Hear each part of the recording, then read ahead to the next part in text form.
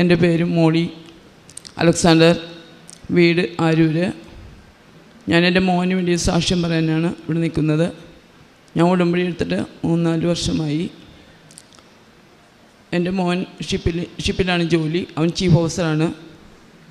അവൻ ഷിപ്പിൽ പോകുമ്പോഴൊക്കെ ഞാൻ ഉടമ്പടി തൈലവും മമാതാൻ്റെ കാശ് രൂപം ഉടമ്പടി ഉപ്പും എല്ലാം കൊടുത്താൽ വിടുക. ഈശോനമ്മനെയും കൂട്ടിയാണ് ഞാൻ വിടുക.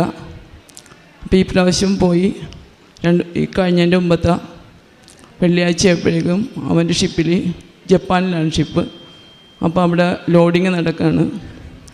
2 തരം ഓയിലാണ് ലോഡ് ചെയ്യേണ്ടത്. ഒരെണ്ണം തുടങ്ങി കുറച്ച് കഴിഞ്ഞപ്പോൾ തന്നെ എന്തോ പോർട്ടുകാർക്ക് എന്തോ സംശയം തോന്നി. ഓയിൽ ലോഡിങ് നിർത്തിച്ചു. അതിൻ്റെ സാമ്പിൾ ടെസ്റ്റ് ചെയ്യാൻ വിട്ടിട്ട് അത് എന്തോ മിസ്റ്റേക്ക് ഉണ്ടാകുമെന്നും പറഞ്ഞ് പ്രശ്നമായി. അത് നിർത്തി വെച്ച് അപ്പോൾ അവനോട് ഇതൊക്കെ പറയുന്നുണ്ടെങ്കിൽ അവന് വലിയ വിഷമമൊന്നും ഉള്ളതായിട്ട് തോന്നിയില്ല. അപ്പോൾ ഞാൻ എന്നോട് പറഞ്ഞ് 2ാമത്തെ പ്രാവശ്യം വീണ്ടും സാമ്പിൾ ടെസ്റ്റിന് വിട്ട്. അപ്പോൾ അവൻ എന്നോട് പറഞ്ഞ് ഇങ്ങനെ സാമ്പിൾ ടെസ്റ്റ് ചെയ്ത് പ്രശ്നമായി കഴിഞ്ഞിട്ടുണ്ടെങ്കിൽ അവിടെ ഇൻവെസ്റ്റിഗേഷൻ ആൾ വരും, വലിയ പ്രശ്നമാണ്, അമ്മ ഒന്ന് പ്രാർത്ഥിക്കാമെന്ന് പറഞ്ഞു. ഞാനിരുന്ന് കുത്തിയിരുന്ന് പ്രാർത്ഥിക്കുന്നുണ്ട്. പിന്നെയും സാമ്പിൾ ടെസ്റ്റ് ചെയ്യുമ്പോഴും പഴയ പോലെ തന്നെ നിൽക്കുക. സാധാരണ ഞങ്ങൾ പ്രാർത്ഥിക്കുമ്പോഴേക്ക് അത് ശരിയാക്കി തരാറുണ്ട് കർത്താവ്. അതുകൊണ്ട് പക്ഷേ ഈ പ്രാവശ്യം അങ്ങനെ വന്നില്ല. അപ്പോൾ അവൻ വീണ്ടും 3ാമത്തെ ടെസ്റ്റ് കഴിഞ്ഞപ്പോഴേക്കും ഇൻവെസ്റ്റിഗേഷൻ ആൾ വരുന്നുണ്ട്. ഞാൻ എന്ത് ചെയ്യണമെന്ന് അറിയില്ല.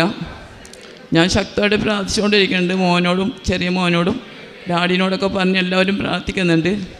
ഞാൻ പറഞ്ഞു, നീ ഒരു കാര്യം ചെയ്യ്, ഉപ്പെടുത്ത് ഷിപ്പിൻ്റെ എല്ലാ വശത്തും കൊണ്ടിട്ട് മമാതാനോട് പറയാം, അമ്മേ എൻ്റെ പേരിലൊരു റിമാർക്കും വരരുത്, എനിക്ക് വേറെ ആരുമില്ല, ഈശോനോടും പറയാം. അങ്ങനെ അവൻ ഉപ്പൊക്കെ ഇട്ട് പ്രാർത്ഥിച്ച് കാശുവൻ വെച്ച് പറയണം, അമ്മ മാതാവേ ഷിപ്പിൽ ഈ സമയം തന്നെ ഉണ്ടാവണം, ഈ ഷിപ്പിലേക്ക് ഈ സമയത്തും വരണം, അമ്മയുടെ ഈശോയുടെ സാന്നിധ്യ ഷിപ്പിലുണ്ടാകണം, അന്ന് നിർബന്ധം പിടിക്കണം. അങ്ങനെ വിശ്വാസപ്രമാണം ചൊല്ലിക്കൊണ്ടിരുന്നു. ബാക്കി ഈശോയും അമ്മയും നോക്കിക്കോളൂ എന്ന് പറയും. അപ്പോൾ ഞാനൊരു 10-11 മണി കഴിഞ്ഞാണ് കയറി കിടന്ന് ഒരു 12:40 എന്നെ കർത്താവ് വിളിച്ചെണീപ്പിച്ച്. ഞാൻ എന്ത് ചെയ്യണമെന്നറിയില്ല. ഞാൻ ഭർത്താവിനെ വിളിച്ചെണീപ്പിച്ചിട്ട് തന്നെ പെട്ടെന്നിരുന്ന് പ്രാർത്ഥിക്കുക എന്ന് പറഞ്ഞ് ഞാൻ അങ്ങോട്ടും ഇങ്ങോട്ടും നടന്നിട്ട് എന്ത് ചെയ്യണമെന്നറിയില്ല. ഞാൻ അങ്ങോട്ടും ഇങ്ങോട്ടും നടന്ന് പ്രാർത്ഥിച്ചുകൊണ്ടിരിക്കുക.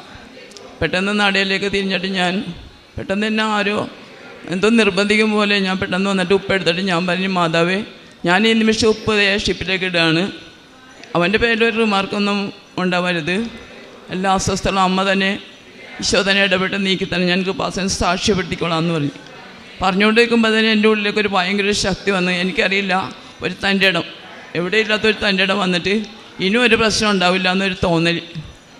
ഞാൻ പെട്ടെന്ന് വന്നിട്ട് ഫോണെടുത്തിട്ട് പറഞ്ഞ്, ഇനി അമ്മ ഈശോയും കയറ്റുന്നുണ്ട്, ഇനി യാതൊരു പ്രശ്നമില്ല ഇവിടെ, നീ ഒന്നും കൊണ്ടും പേടിക്കണ്ട, അമ്മ ഈശോ നോക്കിക്കോളും, ഒരു കുഴപ്പമില്ല, ധൈര്യമായിട്ടേക്ക്, ഇന്നത്തെ കാര്യങ്ങൾ നോക്കേണ്ടത് ഈശോ അമ്മയാണ്, നമുക്കിവിടെ ഒന്നും ചെയ്യാൻ പറ്റില്ല, എല്ലാ കാര്യങ്ങളും അമ്മ ഈശോയും കൂടെ നോക്കിക്കോളും എന്ന് പറഞ്ഞ്. എന്നിട്ട് പിന്നെയും ഇൻവെസ്റ്റിഗേഷൻ വന്നിട്ട് ഒന്നും ചെയ്യാൻ അവർക്ക് ഒന്നും കണ്ടുപിടിക്കാൻ പറ്റിയില്ല. പിന്നെ പിറ്റേ ദിവസം ഷിപ്പിൽ നിന്ന് ഷിപ്പുകാർ വിളിച്ചിട്ട് പറഞ്ഞ് എല്ലാത്തിൻ്റെയും വാൽവൊക്കെ ശരിയാണെന്ന് നോക്കാൻ. അവിടെ 2-3 വാൽവ് തിരിച്ചാരോ മിസ്റ്റേക്കാക്കി വെച്ചിട്ടുണ്ട്. പക്ഷേ അവനത് പെട്ടെന്ന് തന്നെ തിരിച്ചിടാനും പറ്റി. എന്നിട്ട് അവൻ പിന്നെ ഇൻവെസ്റ്റിഗേഷൻ ആൾ വരുമെന്ന് പറഞ്ഞ്. അപ്പോൾ ഞാൻ പറഞ്ഞു, നീ ഒന്നുകൊണ്ട് പേടിക്കണ്ട, ഒരു കുഴപ്പമില്ല, ഈശോമയും കയറി കഴിഞ്ഞിട്ടുണ്ടെങ്കിൽ ഞാനൊരു വചനം അവനെ എഴുതി വിട്ട്, നിയമപ്രവർത്തനം 33:25, നിൻ്റെ ഓടാമ്പൽ ഇരുമ്പിച്ചളയും, നിൻ്റെ ആയുസോളം നിൻ്റെ ശക്തിയും, കെവിൻ നിൻ്റെ ദൈവത്തെ പോലെ ആരുമില്ല, നിന്നെ സഹായിക്കാൻ അവിടുന്ന് വിഹായസിലൂടെ മഹത്വപൂർണ്ണനായി മേഘങ്ങൾ സഞ്ചരിക്കുന്നു, നിത്യനായ ദൈവം നിൻ്റെ അഭയം, താങ്ങാൻ ശാശ്വത ഹസ്തങ്ങൾ, അവിടെ നിൻ്റെ ശത്രുവിനെ തട്ടിമാറ്റും, സംഹരിക്കും അവിടുന്ന് പറയും, ഇസ്രായേൽ സുരക്ഷിതമായി വസിക്കും.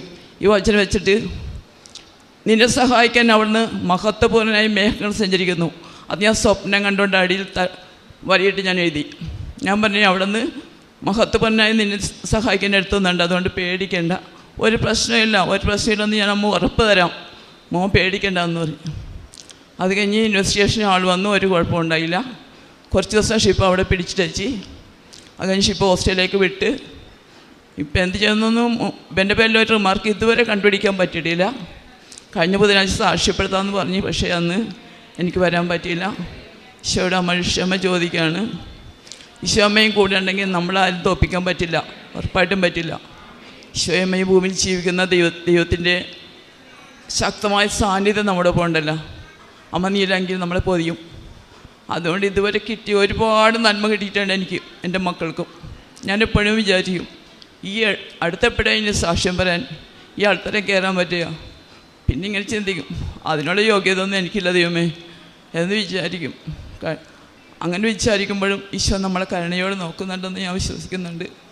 അമ്മയ്ക്കും ഈശോയ്ക്കും ഒരുപാട് കോടി നന്ദി അർപ്പിക്കുന്നു. എൻ്റെ പേര് എൽസി ജോസഫ്. ഞാൻ കാസർഗോഡ് ജില്ലയിലെ ഭീമിരടി ഇടവകയിൽ നിന്ന് വരുന്നു. ഞാൻ ആദ്യമായി ഉടമ്പടി എടുത്തത് 2022 മെയ് 6-നാണ്. ഇവിടെ വരാനുള്ള കാരണം എൻ്റെ ഒരു സുഹൃത്ത് ആരക്കര ജിജി മുഖേനയാണ്. ജിജി എല്ലാ ചൊവ്വാഴ്ചയും എനിക്ക് ഇവിടുത്തെ ശുശ്രൂഷ വാട്സപ്പിൽ അയച്ചു തരുമായിരുന്നു. അത് ഞാൻ കേൾക്കുമായിരുന്നു. അങ്ങനെ പല പ്രാവശ്യം കേട്ടപ്പോൾ എനിക്ക് തോന്നി ഇവിടെ ഒന്ന് വരണമെന്ന്.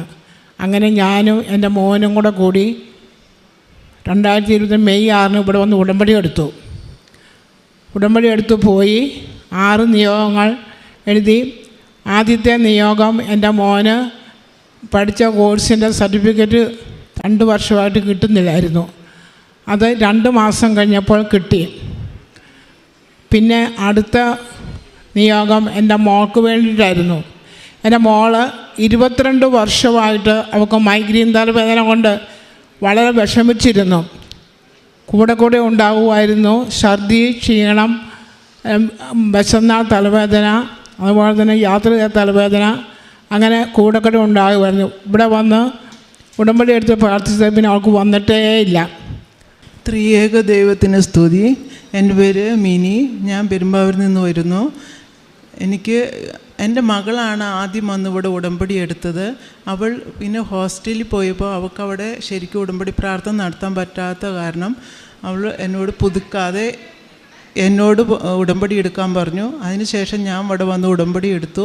മകൾ ഉടമ്പടി എടുത്തു കഴിഞ്ഞപ്പോൾ അവൾ എന്നും പ്രാർത്ഥന കൃത്യമായിട്ട് ചെല്ലുമായിരുന്നു. പക്ഷേ ഞാൻ അതിലൊന്നും പങ്കെടുക്കാറുണ്ടായിരുന്നില്ല. അതിൻ്റെ ശേഷം ഞാൻ ഉടമ്പടി എടുത്തു കഴിഞ്ഞ് വിശുദ്ധ കുമ്പസാരം നടത്തിയതിന് ശേഷമാണ് ഞാൻ ഈ ഉടമ്പടി പ്രാർത്ഥന തുടങ്ങിയത്. ആദ്യത്തെ നിയമം വെച്ചതും പരിശുദ്ധാത്മാവിൽ നിറയുന്നതിന് വേണ്ടിയായിരുന്നു. വിശുദ്ധ കുർബാനയിൽ കുമ്പസാരിച്ച് വിശുദ്ധ കുർബാനയിൽ സംബന്ധിക്കുവാനും വിശുദ്ധ കുർബാന അനുഭവിക്കുവാനും ഞാൻ തുടങ്ങി. അതിനുശേഷം ഓരോ സംസാരത്തിലും പ്രവൃത്തിയിലും എല്ലാം എനിക്ക് പാപം ആയിട്ടുള്ള കാര്യങ്ങൾ സംസാരിക്കാനും അതിൽ നിന്ന് അകന്നു മാറാനും മറ്റുള്ളവർ സംസാരിക്കുമ്പോൾ സൂക്ഷിച്ച് സംസാരിക്കാനും ഒക്കെ ദൈവം കൃപ തന്നു. പിന്നെ ഞാൻ ഉടമ്പടിയിൽ വെച്ച കാര്യങ്ങൾ 2 നിയോഗങ്ങളാണ് എൻ്റെ നടന്നത്. ഒന്ന് പരിശുദ്ധാത്മാവ് നിറയുന്നതിനും പിന്നെ എൻ്റെ ഭർത്താവിൻ്റെ നടുവേദന മാറുന്നതിനുമായിരുന്നു ഞാൻ വെച്ചത്. അതിൽ എന്നും പ്രാർത്ഥനയ്ക്ക് ശേഷം ഭർത്താവിൻ്റെ നടുവിൽ ഞാൻ വിശുദ്ധ തൈലം തേച്ച് കൊടുക്കുകയും ഉടമ്പടി വസ്തുക്കൾ കൊടുക്കുകയും ചെയ്തു. അതിന് ശേഷം പിന്നെ ഇടയ്ക്കിടയ്ക്ക് നടുമിന്നിക്കെടുക്കുമായിരുന്നു. അതിന് ശേഷം നടുമില്ലുണ്ടായിട്ടില്ല. ഒരു 15 വർഷമെങ്കിലും ആയിട്ടുണ്ട് അങ്ങനെ തുടർന്നുകൊണ്ട് പോയിട്ട്. ഇപ്പോൾ ഒരു 2-3-4 മാസമായിട്ട് അങ്ങനെ ഉണ്ടായിട്ടില്ല.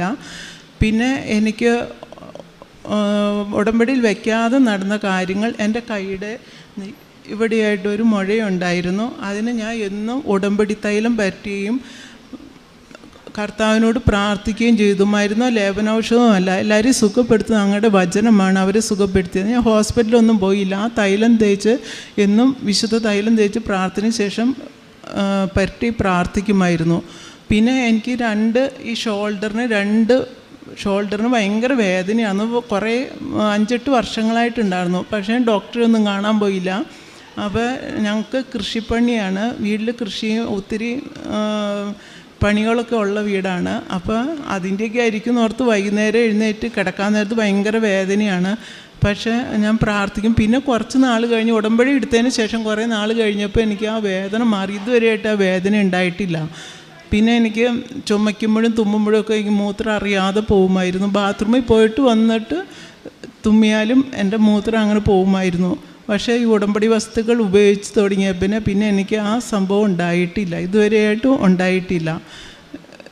ഇത്രയൊക്കെയാണ് ദൈവം മാതാവിൻ്റെ മധ്യസ്ഥതയിൽ എന്നിൽ പ്രവർത്തിച്ച കാര്യങ്ങൾ.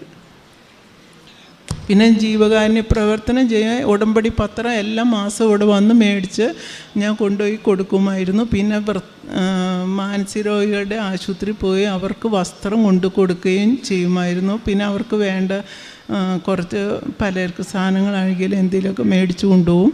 പിന്നെ ഞങ്ങളുടെ വീട്ടിൽ കൃഷിയാണ്, പാലുണ്ട്, പശു കറിയൊക്കെ ഉണ്ട്. അപ്പോൾ വീട്ടിൽ പാല് മേടിക്കാൻ വന്നവർക്കൊക്കെ വശമില്ലാത്തവരുണ്ടാവും, ചിലപ്പോൾ അവർക്ക് അംഗങ്ങൾ കൂടുതലുണ്ടാവും, കുറച്ചായിരിക്കും മേടിക്കുകയുള്ളൂ. അപ്പോൾ ഡെയിലി ഞാൻ അവർക്ക് ആവശ്യമായത് പൈസ മേടിക്കാണ്ട് അവർക്ക് അളവിൽ കൂടുതൽ കൊടുത്തു വിടുമായിരുന്നു.